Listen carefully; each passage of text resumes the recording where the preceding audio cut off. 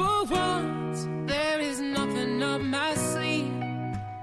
Just some scars from a life that used to trouble me. I used to run at first sight of the sun. Now I lay Matthew 11:28-30. Come to me, all you who labor and are burdened, and I will give you rest. Take my yoke upon you and learn from me, for I am meek and humble of heart. You will find rest for yourself. For my yoke is easy and my burden is light.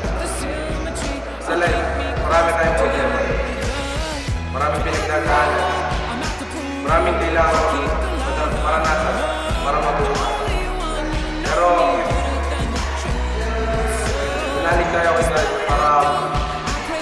para tulungan tayo. Wala yung masya natin lahat. Parang Facebook. If marami tayong kailangan na project or may gamit man tayo, huwag natin kalimutan na manalig kay God para matulungan tayo.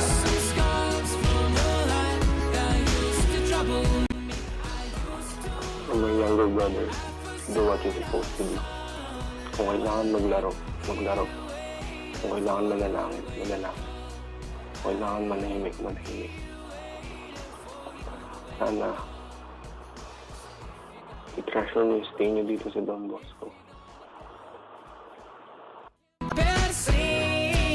Salamat! So yun guys, dito na tayo sa last stretch ng high school life natin. Salamat sa lahat. Sa mga tulong, sa mga advices, sa mga happy moments na nagkaroon tayo. Salamat sa samahan na nabuo natin, lalo na nung retreat. Yun yung pinakamasayang part ng high school life natin.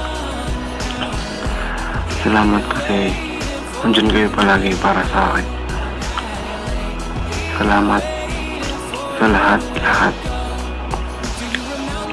Sana in our future life maging successful tayong lahat. Sana i-treasure natin lahat ng mga turo ni Don Bosco sa atin. Yun lang.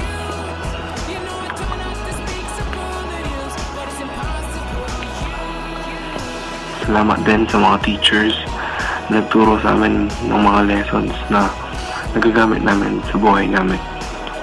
Salamat sa mga happy moments na nagkaroon tayo sa classroom. Salamat kasi hindi lang kayo naging teacher sa amin.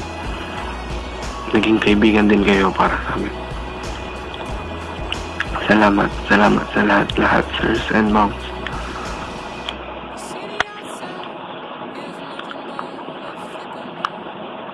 Salamat din sa mga priest na nag-guide sa amin throughout our high school life, kay Father Hector, Father Abel, Father Tuti, Father Ike, Father Gui, and especially Father Ding na nag-guide sa akin since first year ako.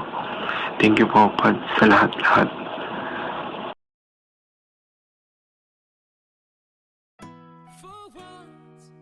And syempre, kay Don Bosco, dahil dinala niya ako dito sa school na to para turuan kung ano ang tama at mali. Salamat Don Bosco sa lahat.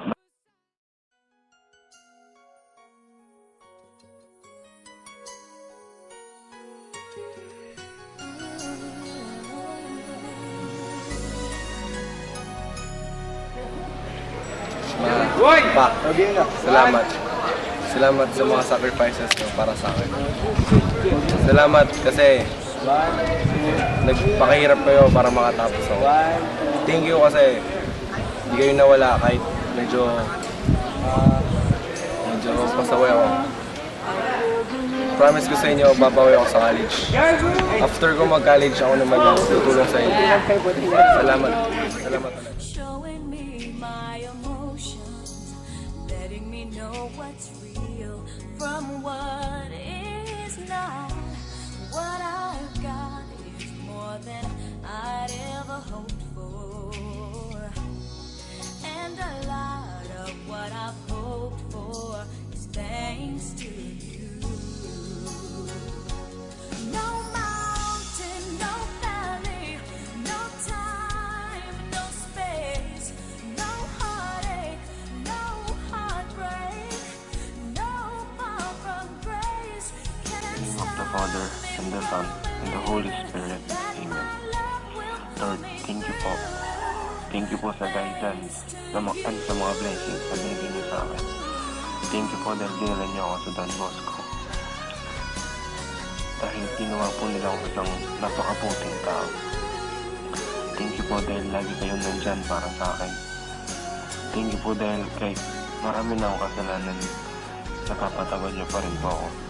Lord, sana po i-guide niyo ako sa college life ko para maging successful ako in the future. Sana po huwag niyo akong pabayaan. Salamat po. Salamat dahil binigyan niyo ako ng mga taong humubog sa akin ng ganito. In Jesus' name I pray, amen. In the name of the Father,